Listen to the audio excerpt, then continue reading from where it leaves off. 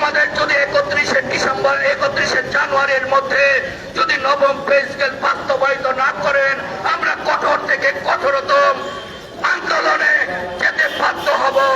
আমার প্রশ্ন হলো, মাননীয় অন্তর্বর্তীকালীন সরকারের প্রধান উপদেষ্টা, মাননীয় প্রধান উপদেষ্টার কাছে প্রশ্ন, আপনি যে এই ডিসেম্বর পর্যন্ত পে কমিশন গঠন করে দিলেন, আমাদের ভাগ্যর কি হলো?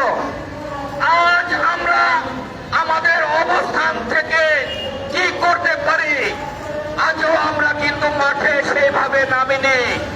মাননীয় প্রধান উপদেষ্টা, মাননীয় অর্থ উপদেষ্টা, আপনাকে বলতে চাই যে আমরা নিরীহ কর্মচারী 11 থেকে 20তম কর্মচারীদের অবস্থাটা আপনারা একটু তীক্ষ্ণ নজরে চোখ বন্ধ করে বিশ্লেষণ করে দেখেন আমাদের পরিবারের অবস্থাগুলো কি।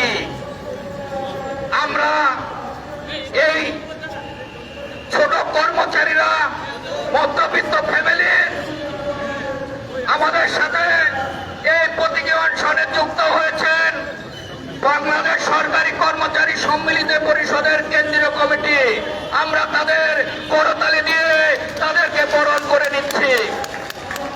মাননীয় প্রধান উপদেষ্টা, আপনাকে আমরা যখন 5ই ডিসেম্বর জাতীয় শহীদ মিনারে মহাসমাবেশে ডাক দিয়েছিলাম, তখন আপনাকে অনেক বিনয় অনুরোধ করে বলেছিলাম যে আপনি গরিবের বন্ধু, আপনি সারা জীবন গরিবের পাশে থেকে আপনার কার্যক্রম শুরু করেছিলেন। আজ আমরা এই 16 জানুয়ারি পর্যন্ত যখন দেখতে পেলাম না আমাদের জাতীয় নবম পে স্কেলের কোনো কুল কিনারা, এখন আমরা বলতে চাই আসলেও আপনি মনে হয় আমাদের ভাগ্য উন্নয়ন চান না। মাননীয় প্রধান উপদেষ্টা, আমরা অচিরেই আপনার এই জাতীয় আজকের এই আন্দোলন থেকে শুরু করব। আমাদের যদি 31শে জানুয়ারির মধ্যে যদি নবম পে স্কেল বাস্তবায়িত না করেন, আমরা কঠোর থেকে কঠোরতম